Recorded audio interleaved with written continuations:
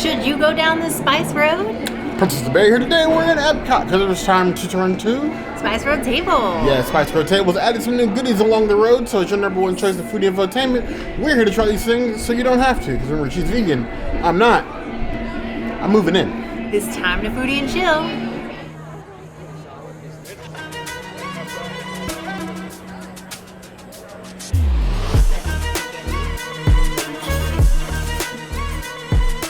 Here we have the gorgeous hummus fry. I wish there was like a hummus fry stand in the Morocco pavilion where you could just get these all of the time. That was like the only thing, and you had like assorted dipping sauces, but alas, you have to come to Spice Road Table, and there's really nothing wrong with that. And we did get like a mini assortment of sauces, so I'm gonna start by grabbing this, and I'm gonna do the Chipotle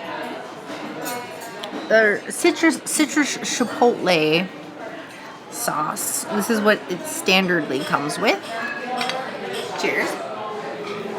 I think the Citrus-Chipotle kind of brightens up the flavor of the hummus fry, and it kind of mutes a little bit of the spice because the hummus fry itself does have a little bit of a kick to it. I would say it's like a 3 out of 10 on the heat scale. The sauce is beautiful though. With the sauce, I would give it a 3 out of 5 hummus fry. Here we have these beautiful hummus fries. These are the reason the princess keeps returning here. She dreamed and talks about these non-stop. Ever since they were first at one of the festival booths years ago and then migrated in here to Spice Road Table, those have been consistently the reason why we come back here. Not even forgetting that the rest of the menu here is amazing, as is the service. So, they have differed with the toppings over the years, but they stay mostly the same. You have a little bit of like a cucumber and tomato in here, you get a little preserved lemon there, if that's your deal. And this little aioli, plant-based, to dip it in.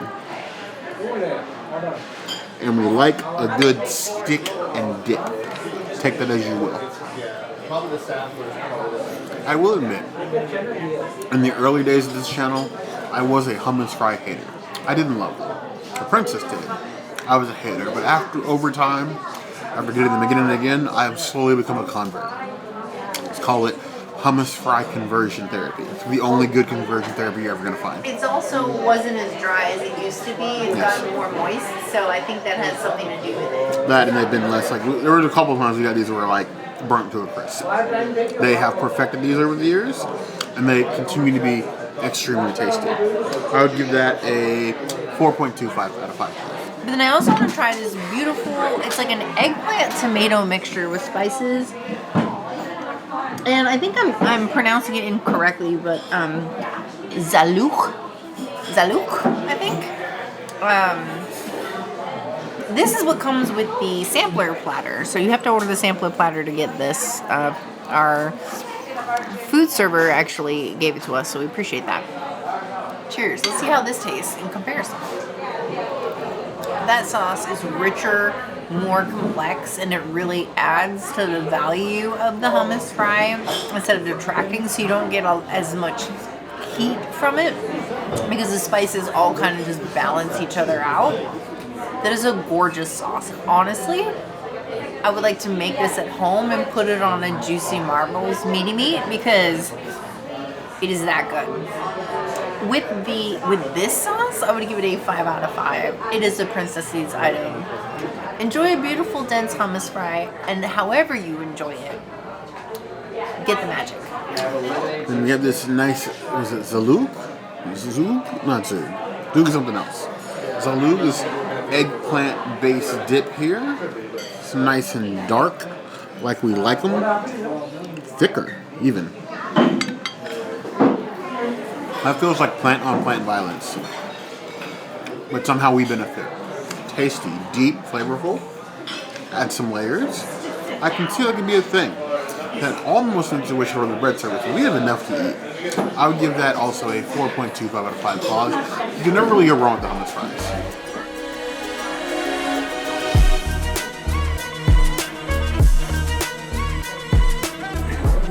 Now we have a reimagining of an old favorite on the menu. You have the spicy shrimp. It has been on the menu for a while, but being reimagined a few times to have different toppings and seasonings. This time you're getting a garlic, chili, and then a peri sauce that like it is absolutely swimming in over here with some nice shrimp. Look at that. Tail off. I guess Morocco is where I got to go get proper shrimp, even though I've still lost the tail on, tail off shrimp war. But that is a beautiful little shrimp single serving. Wow. That is a flavorful boy. The peri on its own can usually be a bit too much for people. We're talking about heat as far as spice. I would give it like a 3.5, 4 out of 10 on the heat scale. But the flavor, it's like walking into the shade on a hot day. It's like refreshing heat. The garlic, it's amazing. The smoky like peppers. That is an excellent sea roach preparation. I approve. 4.75 out of 5 points.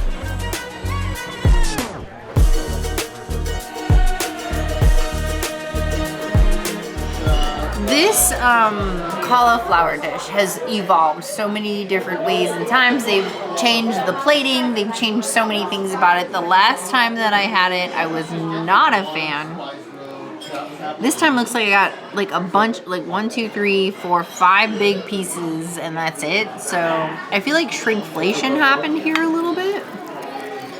But I'm just gonna knife me a little piece because these are way too big anyway. So just straight cauliflower, as you can see, with the breading. And I'll dip it in the sauce. Saucy. I do feel like the cauliflower itself has devolved. It hasn't evolved. It's like giving me like Panda Express, like Beyond Chicken vibes, but you know, cauliflower instead of Beyond, but like not in a good way. It definitely needs some love. I think it's a good, like the flavors are always on point as they are. So like flavors are good, but I just feel like the consistency is a little not as good as it used to be. And I also think that the reduction of the cauliflower items is a big minus also. So considering all those things, I will give it a 3 out of 5 cauliflowers because it's still really tasty, but just shrunk a lot. This cauliflower, pomegranate, and the cauliflower, the breading is something that has become legendary amongst us as far as coming here to eat it, but it has changed several times. But change is good. We like change. We like to see things evolve. Does that always happen? No. But we'd like to see them evolve. I just cut into a piece on my own here. Breading is nice and thick. Cauliflower is in there, nice and breaded and fried. Dip it in the sauce. I feel as previously, every lump of cauliflower you got was like huge, like a similar size. Now it's more like a grab bag of sizes when you get it. The sauce has definitely gotten sweeter over the years, and I think like that's been the downgrade. We liked it before, it was like more savory and less sweet. The sweet helped. Too much sweet, you're getting into like candy territory. You know what I mean? I feel like you're getting less pomegranate seeds. It's still good cauliflower. It's still one of the best cauliflower dishes you don't get on property, especially ever since the buffalo cauliflower ale and compass went away. But it's still a tasty dish for your plant-based friends or even your non-plant-based friends to enjoy. I would give it 4 out of 5 plus.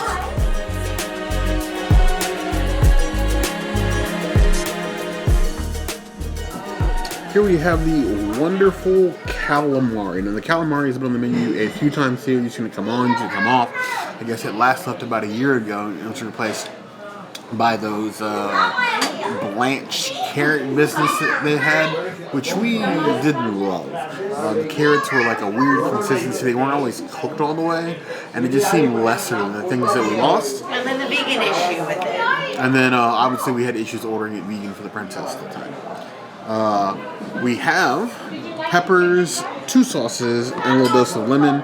I'll admit, I am not a huge fan of calamari. I think it is a bunch of breaded nonsense with chewy meat that honestly is not that flavorful. Will Spice for a Table change my mind? If anybody could do it, they could. We'll do double the sauce. And now it's got a kick. I was like elevating spice to it. It went from a 0 to hovering somewhere like a 4.5 out of 10 on the heat scale. It's still chewy BS.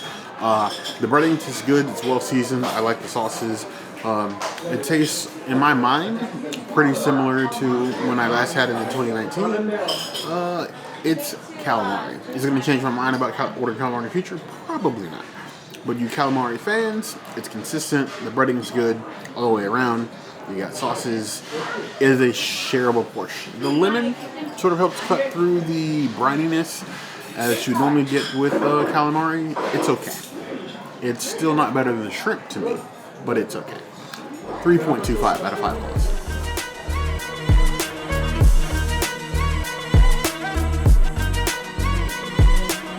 This is the lemon tagine.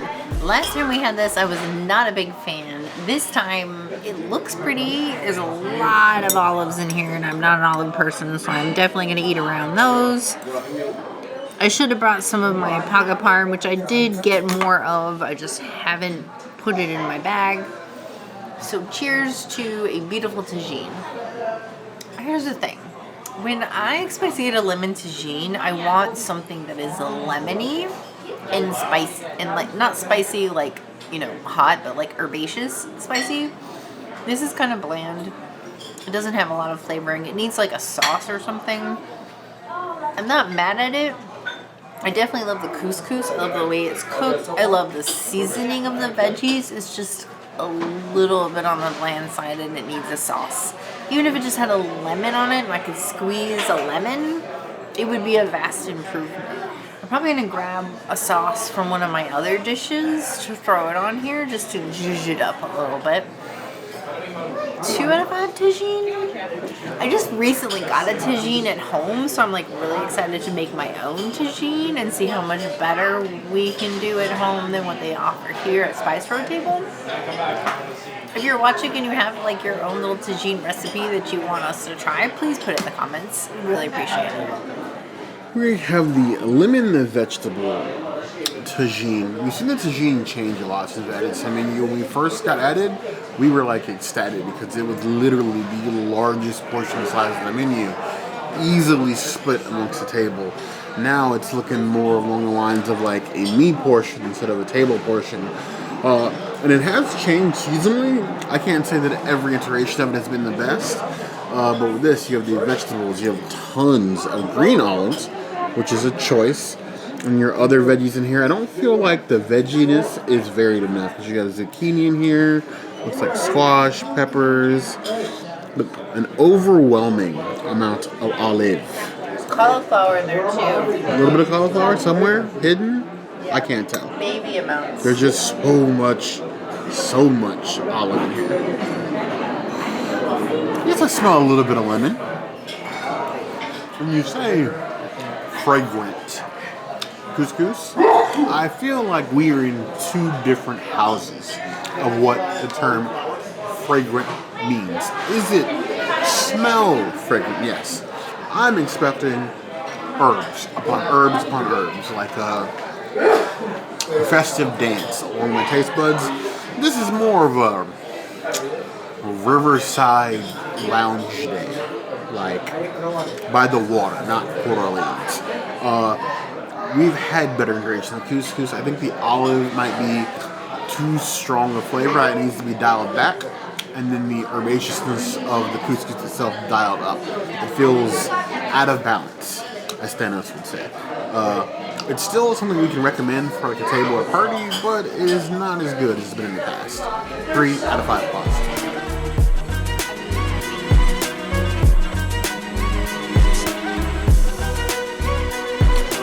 Here we have the new iteration of the spiced lamb kefta. We see this lamb kefta served as meatballs. We've seen it served as discs. Now you have it on a stick.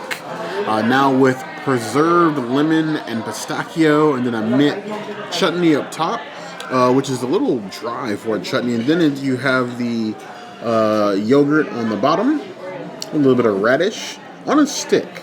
That makes sense for a tapas-style restaurant. I'm not mad at that. It's still the super dense Kefta that we come to know and love here. It's something that I order almost every time that I come here. It's before that it was the chicken. Since the chicken left and we have that new chicken disc Bastilla here, this is probably my favorite thing on the menu. The mint chutney is subtle. I was worried it would be too much. I wish that you got more of the yogurt, but you could always ask for more on the side. They'd be happy to bring it to you. It is tasty, but then watch out for the stick because it is pointy on the end. And if you bite too much, you will stab yourself in the tongue. And I like my tongue. Thank you very much. As it is, I'm giving it a 4 out of 5 claws. Now, since we have extra of that sauce from the sampler, we're going to see how that tastes on some nice spiced lamb. Do a nice little roll, like a gator's death roll in there. Give a little bite. I think that definitely goes a ways to elevating the Kefta, giving like a different flavor profile. But honestly, I think that sauce would do better as like a base or a side for the tagine. I really feel like that would do a lot towards like giving the flavors some strategic enhancements, if you will. The Kefta is still nice, still very shareable amongst the table. You and your friends will fight over it. Just remember, this is not a sword. Though I would probably use it as well. Das Steakhouse. Das Steakhouse. 4 out of 5.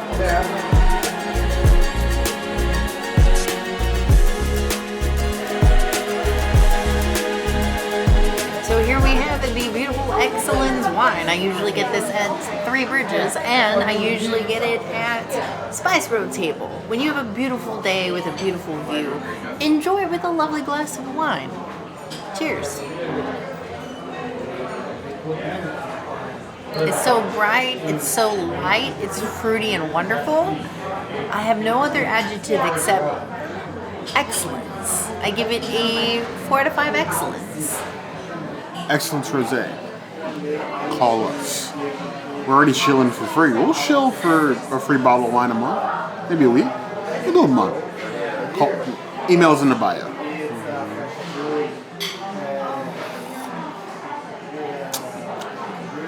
Tart. Clean finish. I feel like Princess goes back and forth now depending on where we go. We're not just getting House of Brown or Excellence. But I think 2025, apparently year of the Rosé girl. Princess is a Rosé girly. A Rosé princess. Not girly, princess. 4 out of 5.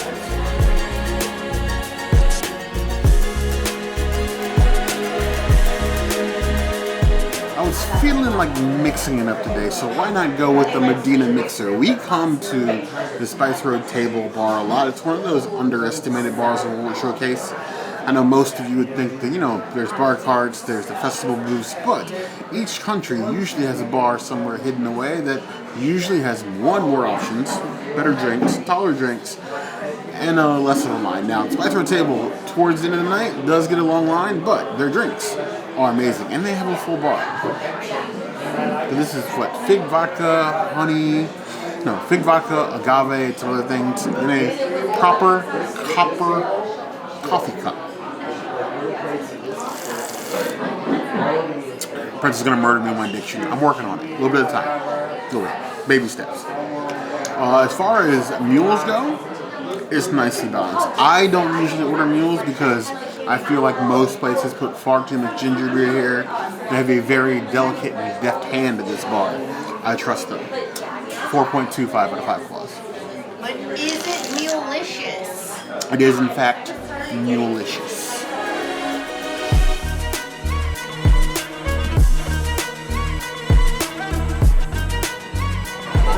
Spice Road Table, and yet nary a regret. I mentally hyped myself up to try to modify those carrots since I had such a terrible experience the last time, and I'm so glad they're not on the menu anymore. I love that what they have, though it is majorly reduced for vegans, just tagine, cauliflower, and hummus fries. Where's my dolmas?